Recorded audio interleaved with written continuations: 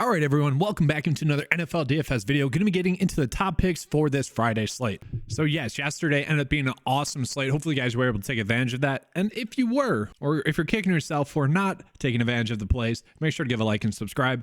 Almost a really even better day if Trey Nixon ends up pulling in a touchdown that he nearly had. But we're going to do the same thing today. We're going to do the game-by-game breakdown, highlighting the top plays for each game, because you can go ahead and use that maybe for a showdown slate. And I was actually able to take down a showdown for the first game yesterday, the Patriots and Seahawks. Okay, you can apply that knowledge in that way as well. But we are most likely going to be looking at the full slate. Okay, so let's go ahead and get into that. We're going to start out with Pittsburgh versus Tampa Bay. All right, so the tough part about this slate is that we have a lot of quarterbacks that are going to be starting that you typically won't see start in the first week of the preseason. Kenny Pickett kind of being one of those.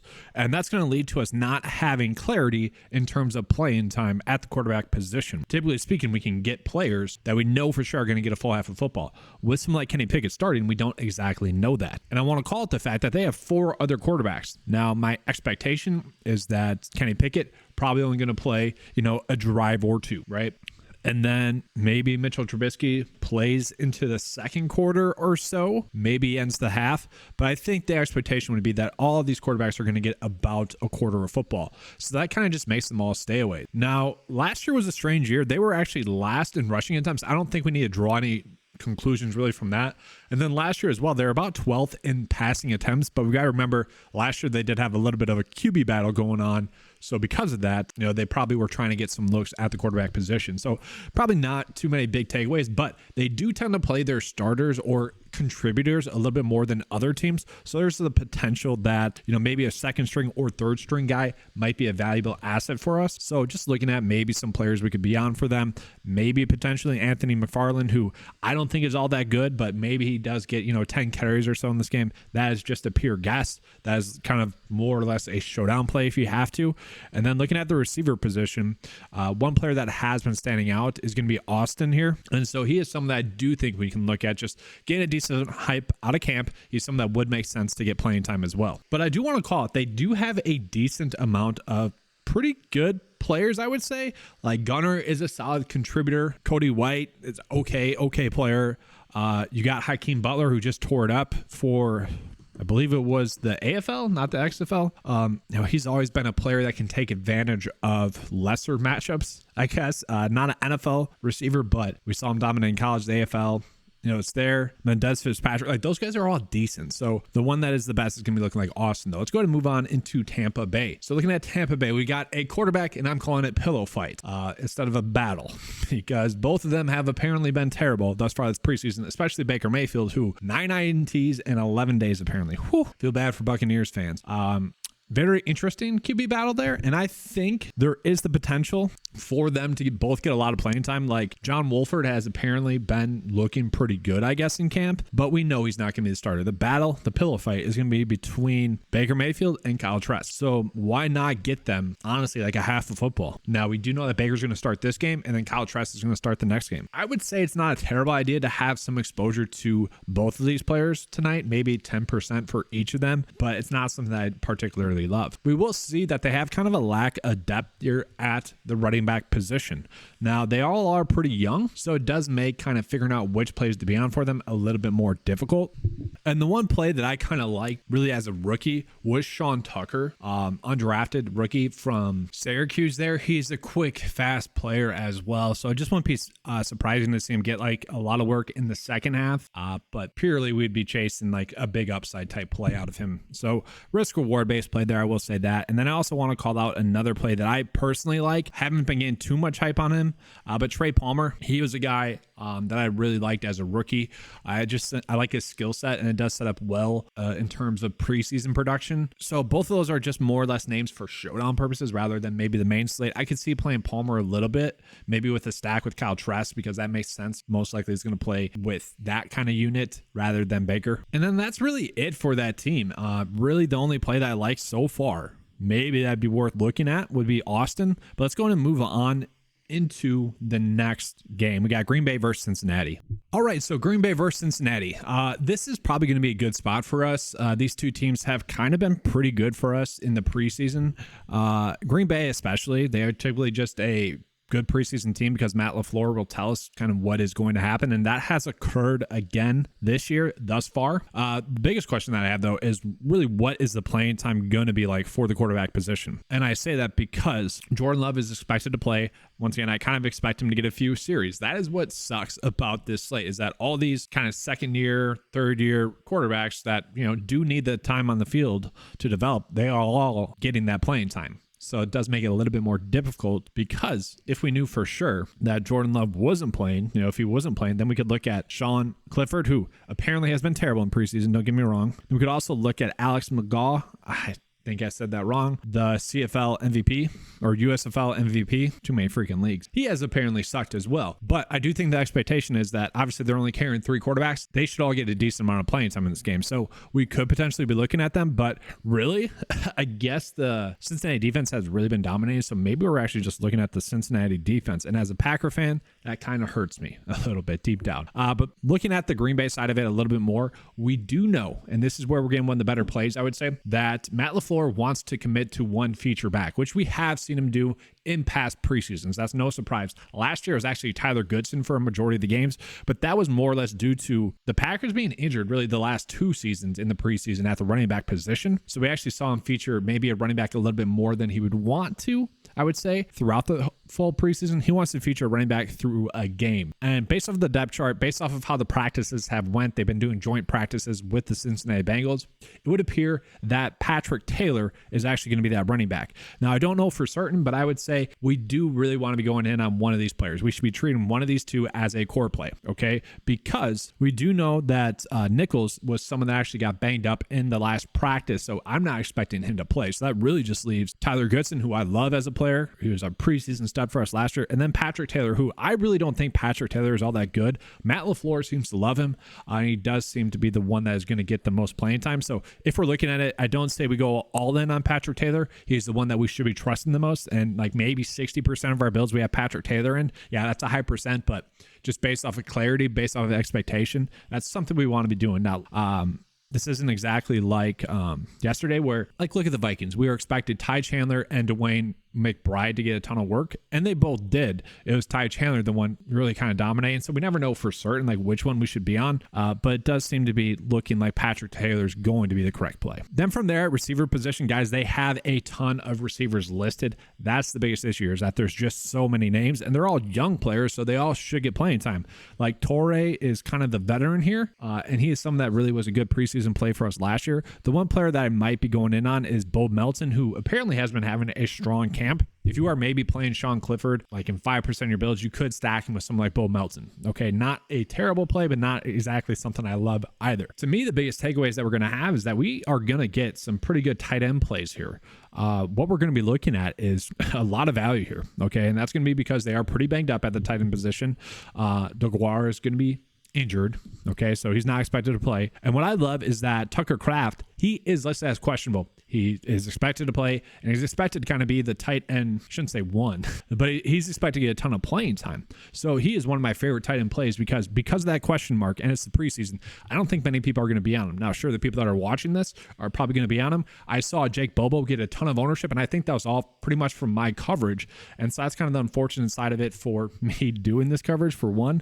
And even Tank Dell was kind of higher owned, where I was kind of looking at some other coverage out there, and I noticed a lot of people were on Demario Douglas, including myself, whereas the other people weren't exactly on Tank Dell and Jake Bobo. I'm pretty sure their ownership was only as high as it is partially because of me. I don't want that to happen with Tucker Kraft. That would actually suck, but he is looking like he's going to be a good play. They do have a decent amount of names here. Austin Allen, maybe potentially. Luke Musgrave, probably going to play about a quarter of football as well. He has apparently been looking good, but I think the safe play would be Tucker Kraft. Let's go and move on into the Cincinnati Bengals. The Bengals are going to be a team that are only having 3 quarterbacks active as well. But really, I'm expecting it to be 2 quarterbacks gain a majority of the playing time. And so those 2 quarterbacks would be Jake Browning and then Trevor Siemian. Apparently, they're in a little bit of a quarterback battle for the quarterback 2 spot. I do expect Jake Browning to be a decent play, especially if he's going in against that second unit in the second half against the Green Bay Packers. So he is someone I think we can firmly play at the quarterback position today. They were actually top 5 in passing yards last season as well. And then there are a couple of players that are getting some hype for the Bengals, especially at that receiver position. One of them being this guy right here. Not going to butcher his last name, but he has been getting a decent amount of hype out of camp. Now, I'm not exactly saying we should play him, but if you're playing someone like Jake Browning, we are looking for someone to stack with, and he would be someone I think we could look at. Then also one player that I really like to got a little bit banged up, but he returned to practice, is Charlie Jones, the Purdue receiver who really just lit it up. One of the best college receivers last season. Maybe the best in terms of production, not in terms of ability, guys. Don't get crazy here. But he's a guy that can create separation. We actually saw how valuable that was on yesterday's slate. Literally my three favorite receiver plays, I guess 4 of them, are all 4 players that can create separation. Nixon, Bobo, Tank Dell, and then Demario Douglas obviously only played 2 snaps, so didn't really get to see him. But those are the type of players I like to target in preseason because they are easy throwing options for the quarterback. You set them up for 2 receptions, 3 receptions, maybe not that many yards, but raw points is huge in preseason. So I kind of expect Charlie Jones to be a good option. We just need to get confirmation before that he is actually going to be playing and not limited at all. And then, like I said, the Packers offense has apparently struggled against the Bengals. Now, the Bengals are a decent defense. I think we could potentially be looking at the Bengals defense, especially if the Packers starters don't play that long, just because of how young they are, which is already weird. I mean, this is a weird lineup, right? Taylor, Kraft, Packer players, and then Bengals. I mean, that's just the process so far. Let's go ahead and move on into the next game, Atlanta versus Miami. All right, so looking at, we got Atlanta versus Miami. Atlanta was a team last year that was both 3rd in rushing attempts and rushing yards. And if you take away a team like the Raiders, who had an extra game, maybe 2nd. The issue that we have with the Falcons, really this for all their players, is that we have a lack of clarity with who to be on, especially at the running back position. We kind of see that we probably want to be targeting someone there. They just have a lot of names there, and on a lot of names that makes sense to get playing time. Really, besides Cordero Patterson, there's a ton of players I expect to get playing time. Does Bijan Robinson get a lot of work? Maybe. I doubt it, but there's a good chance he plays a quarter. Then we got Tyler Algier, and it doesn't really matter. That's the problem. It doesn't really matter who's in that running back. For the Falcons, they do just seem to be productive. So maybe you want to chase that a little bit. I struggle with that. And then even at the quarterback position, same thing. Like, there's just too many names here. And it does make sense to get rid of some playing time. Okay, so like, what do we do with that? That's tough. Receiver position as well. I was very much struggling. They got a deep list of players, and none of these players are really standouts to me personally. If you guys like one, go for it. Typically speaking, I don't know. The Falcons have just been more difficult to predict in the preseason because they typically spread it out. So to me, it feels like we'd be forcing it. What I actually like is going to be the Miami side of the football in this game. All right, so now getting into the Miami side of the football, I do think we want to be on the quarterback a little bit in this game, just trying to figure out which one it's going to be. Now, last year we did see that it was Skylar Thompson getting a ton of playing time, but that's because they didn't want to play Tua a lot, and so I think that's going to be the expectation tonight as well. Tua is probably not going to play, so we're probably going to see a decent amount of Mike White, probably in the first half. That's my expectation, and then my expectation would be that we see Skylar Thompson in the second half. And he is someone that's a good enough quarterback to be able to go out and produce. Now, I do want to call out that they were 3rd in passing yards last season and only 23 in passing attempts. That's because, well, they just had a ton of big plays. That's really it. So I do think we had that possibility or potential for that to happen again. So I do think Skylar Thompson's firmly going to be in play. He's actually one of my favorite quarterbacks as it sits right now. That's just going to assume that Tua is sitting. That's something that I do think we should be on Twitter before lineup lock, just checking and confirming, because then we have a better indication of playing time. Now, I do think it's worth calling out as well that in the running back room, Mostert didn't practice. Okay, it's not really showing up here on the DraftKings latest news, which is huge. Okay, not many people will see that then. That is huge. We do know that Jeff Wilson Jr. is currently banged up. He's questionable. Obviously, he's not going to play. And then Devin here as well. He's someone that got banged up earlier on this week in practice as well. He returned to practice, but how much playing time will he get if he is a little bit banged up? So very interesting there. Literally, their top 3 running backs are currently banged up. And so they might actually take this as an opportunity to get some of their other running backs some looks. And so right now there's a big running back battle between Myles Gaskin and Ahmed. Okay. And apparently Ahmed has actually been looking pretty good. So he's probably the other running back that I'd want to go with the most out of that offense. And so I think we can firmly look at him. We know he's a decent decent kind of literally a roster bubble running back. He's someone you can turn to in a pinch, not elite, but not going to hurt you either. I think he's an okay play, okay, especially if you're maybe trying to chase this game a little bit. You think there's going to be some offensive production in it. I don't mind that. And then looking at the receivers, there's really one that's standing out to me. I'm not going to butcher his last name, but he is kind of a very logical play, just given the fact that the Dolphins have a lot of kind of experience here. Berrios, Rosen, River, Kraft, I always butcher his name. Swaim here as well, former Seattle receiver. And then Sanders is currently banged up, not expected to play. And then they have 2 rookie receivers that aren't really getting any hype out of camp. So to me, it does make a lot of sense for this guy to get a lot of playing time. So he's someone that really stood out for us last preseason as well. Got a lot of hype in camp last preseason. He's someone that has been a little bit banged up. If we're playing Skylar Thompson, I think we just want to be playing him. It's kind of as simple as that to me. Then lastly, I do just want to call it the tight end situation here for Miami as well. They had the former receiver, Elijah Higgins, trying to convert to tight end. So I really don't mind targeting these players. I have it listed as core play question mark. I don't know if he's actually a core play, but he is someone that I think we should be looking at. Once again, if you are playing Skylar Thompson at quarterback, he is someone that makes sense. We want to be using a tight end with our quarterbacks. We want to be able to stack it that way. So he's someone I think we could firmly be looking at. So now moving on into the Giants versus the Lions, man, the hype that the Lions are getting this season is kind of crazy. Like the Packers roster didn't really change that much. I know I'm a homer with that take, but really just lost Aaron Rodgers. The Vikings seemingly got better, even with losing Dalvin Cook and Adam Thielen. I love Jordan Addison. I think Alexander Madison's basically the same thing as Dalvin Cook. One more year of experience for Kirk Cousins. TJ Hawkinson healthy. I don't get the Lions hype. They shouldn't be the favorite. Okay. That being said, the Lions were a really good rushing team in the preseason last year. So maybe there's the potential that we're looking at that there. And we are probably getting our best play of the day for the Lions, and that's going to be Jameson Williams. Now, my worry with Jameson Williams is the simple fact that he could get the DeMario Douglas kind of treatment, where a lot of people are saying the same news I'm seeing is that he's going to get a lot of reps in the first 3 weeks. Dan Campbell has come out and said that. Now, what does that mean, right? Like, we don't know what that means. How many reps does that mean for this week? We don't know. That could mean that he's just playing, like, I don't know, 6 series each game or something like that. I do think, just given the information that we have, it is pretty good. And the fact that he's listed as out, that might hinder some people from clicking him. I just tend to see that in the preseason. These players that have, like, you know, the questionable tag or out tag, they tend to be a little bit lower owned than they should be. So I do think he is someone we firmly should be looking at. He's kind of just an easier click right now. Then, like I said, like, typically speaking, the running backs, they rush the football a lot. They're a good rushing team. And so Justin Jackson is actually someone that retired from football. I believe he retired. And that doesn't really leave that much. Like, David Montgomery, why would you get him a ton of playing time? Gibbs will probably get some run, but maybe not too much. And then we have Craig Reynolds. He's probably my favorite one there. And then one of my favorite running backs before he got injured. I believe he got injured in college. There's so many names, guys. Was the Minnesota running back here? He was really good up until, I'm pretty sure he got injured. Let me just double check that. Okay, yes, he did get injured. Okay. But he's kind of just your prototypical good Big Ten or former Big Ten running back. So he's a name that I think we could look at as well slightly. But that's just kind of, there's not that much hype around him. That's just my personal take on it. I would say Craig Reynolds would be the safer play. And then looking at the receiver spot, they do have a lot of names. That's kind of the worry. The preseason stud of Tom Kennedy is someone we could potentially look at, but he's a little bit banged up, unfortunately.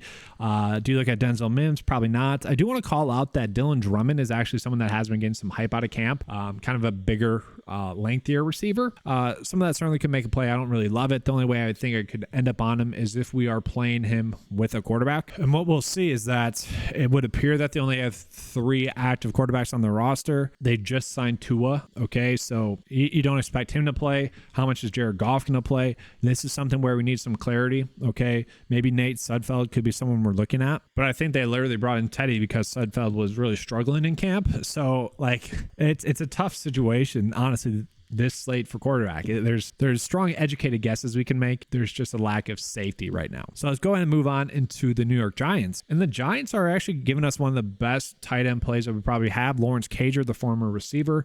He's someone that I played a little bit in the actual season last year. I think he's someone we could firmly be looking at as well. It's kind of crazy. We are getting so much more tight end plays today than we had yesterday in terms of, like, solid plays. Cager's going to be one of those guys. We could easily play him if you guys end up on him. I like it. You could go Tucker Kraft. You could go him. You could go Higgins.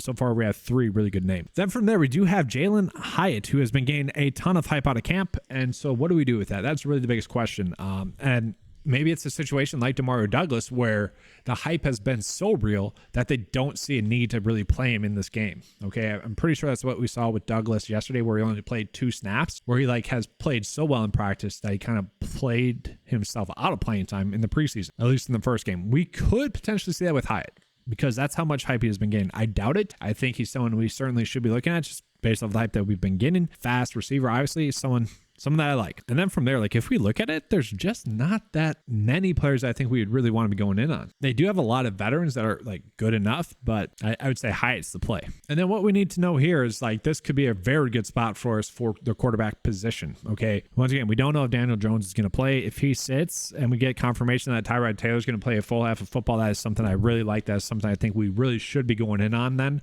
If we can get Tyrod Taylor playing a full half of football, that is just huge. Okay. So I really wouldn't mind that. And he might even play more just because their backup isn't that, their third stringer isn't that good. Then at the running back room, okay, Gary Brightwell banged up.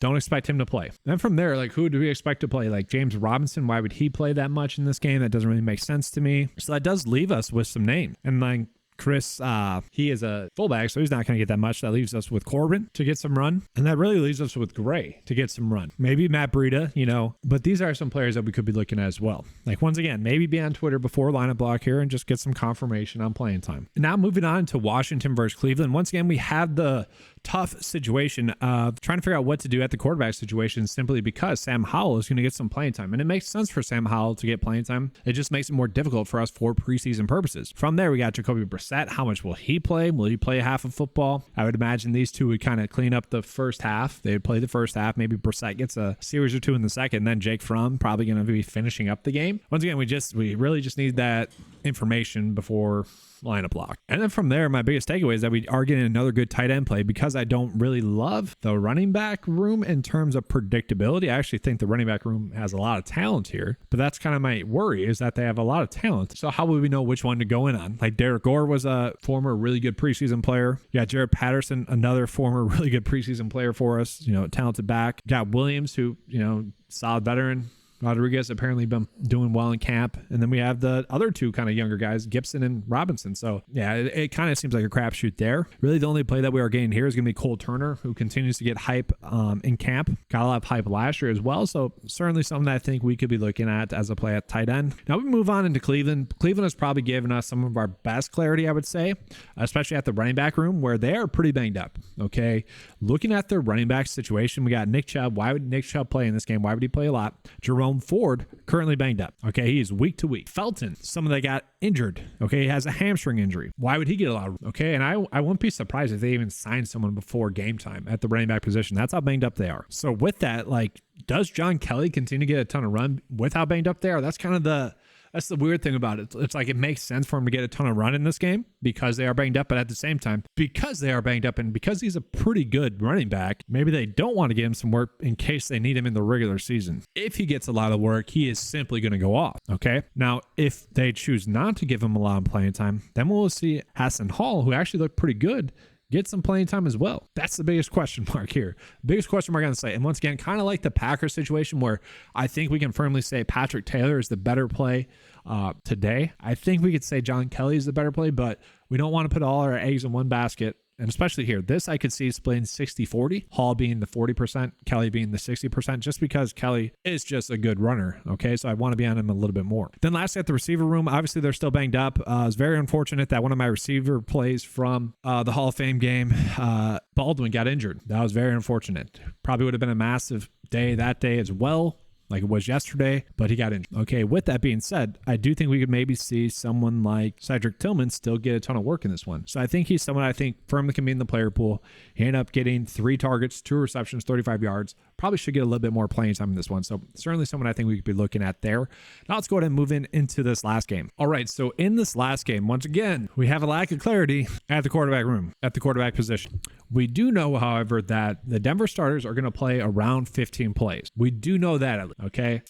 We don't know what that means, though, for someone like Jared Stidham or even Ben DiNucci. Now, we know that Stidham is a good runner. He's one of my favorite quarterback plays on the slate simply because of that. If we know that he's going to get, let's say, at least a quarter and a half, so part of the first quarter and then the whole second quarter, that's highly intriguing, especially given the fact that he has that rushing upside. Now, we saw with Jaren Hall last night. It doesn't really matter if you're a rushing quarterback. If the line sucks, that can happen. Okay. It's not like a foolproof plan to be on running quarterbacks simply because they're good runners. Sometimes it doesn't matter. I do like Jared Stidham, though. He's kind of a proven veteran. I shouldn't say proven veteran, but he's been around the NFL for quite some time, so he should be able to take advantage of backups. Let's put it that way. Ben DiNucci is going to be the next guy if you guys want to play him. It makes some sense. And then really at receiver, I was kind of struggling. I would say Mims, it does make sense to get a lot of playing time in this one. Like, why not get a good look at him? That's really it. I do want to call out that Tony Jones Jr. gained a little bit of hype out of camp as well.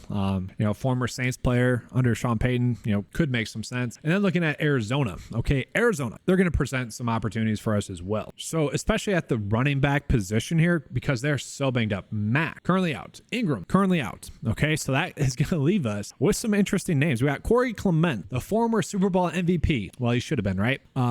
It's so crazy that he wasn't. He is someone that does make sense to get some playing time. He's just a veteran. Yes, you know what you have in him for the most part, but at the same time, he is expendable. And so that's sometimes what the preseason comes down to, is just getting some carries on some players that are expendable. And maybe Tyson Williams, who I actually really love as well. So we have like 3 really good running back situations. We got the Cleveland situation, potentially Miami, but the Packers situation as well, and this one, okay? Given the depth that's there, I do think we want to be drawn in on really those 6 running backs the most and just hoping that we're correct. Now here, it feels like a true 50-50. Whereas I mentioned Cleveland, it feels like John Kelly, maybe 60% on him, 40% on Hall.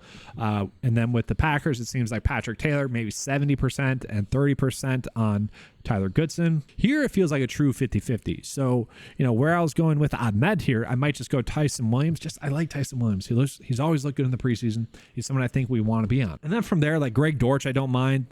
It's the Cardinals. They have a lot of depth there just because that's what they do. Even under a new offensive system, they still have the depth from those past drafts. Now at the quarterback situation, just for what it's worth, Colt McCoy is expected to play, so that makes the quarterback room a little bit more difficult. Now let's go ahead and summarize kind of my favorite plays in the slate. Hopefully this video didn't drag on too long for you guys. I want to give you guys the full information. So just recapping real quickly, who do I want to be on at the quarterback position? I do think Jared Stidham makes a ton of sense. I think he's a good candidate to get a lot of playing time in this one, and he does have that rushing upside. Skylar Thompson is someone that I do think we can bet on having another good preseason like he had last year, and I do expect him to get at least a half of football. We do need confirmation that Tua is going to sit. I'm expecting him to sit. That's kind of what the beat reporters are expecting as well. From there, I do expect someone like Jake Browning to get about a half of football in this one as well.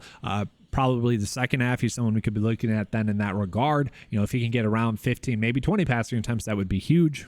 The issue that I have with that, the worry that I have with that, is that the other quarterback in that game, we got 2 for the Green Bay Packers, Sean Clifford and Alex McGraw, 2 players that have really struggled in the preseason thus far. I don't know what that would mean game script wise. Like maybe the Bengals are just trying to run out the football a little bit more. And for what it's worth, Chase Brown, Cincinnati Bengals rookie running back, I do like as well. Then from there, does Jacoby Brissett get a loud run in this one? We don't know. He's someone that certainly could have a really productive day if that occurs. And then I do think Tyrod Taylor has the potential to play a half of football, something we want to get confirmation on before lineup lock. Let's go ahead and touch on the running backs. I already mentioned a bunch of them. Patrick Taylor for the Green Bay Packers makes a lot of sense to be the Green Bay Packers featured back tonight. If it's not him, it's probably going to be Tyler Goodson.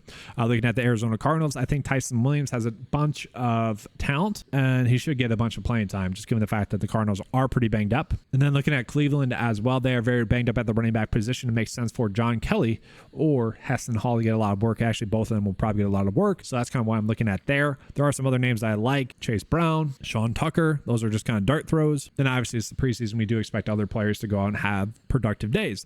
Honestly, the receiver position is going to be one of the hardest ones for me today. I do want to stack with the quarterback if possible, and I think that is possible. One player that was standing out in camp was Austin for the Pittsburgh Steelers. Not exactly a player that I think is a lock and load, but as it says right now, it's kind of what I've been leaning towards. There are just so many decent names here that no one was really standing out. That's my biggest worry. Okay, we do know that for Miami, we have a good stacking opportunity here. I don't mind that. That's really why I'd be looking at him. And then for Detroit, probably going to be the highest owned player in the slate. I would imagine Jameson Williams, just getting a ton of hype, and he's expected to get a lot of reps. So thus, why not have him in our builds? Others receivers that I like, Trey Palmer. I think he's a quality receiver. We got Charlie Jones, who, if we knew that Charlie Jones was fully healthy, I'd be in on him much more than I currently am. If you're playing Jake Browning at the quarterback position, I think we're probably playing him. Bo Melton for the Green Bay Packers is someone that makes sense to get some playing time in this one.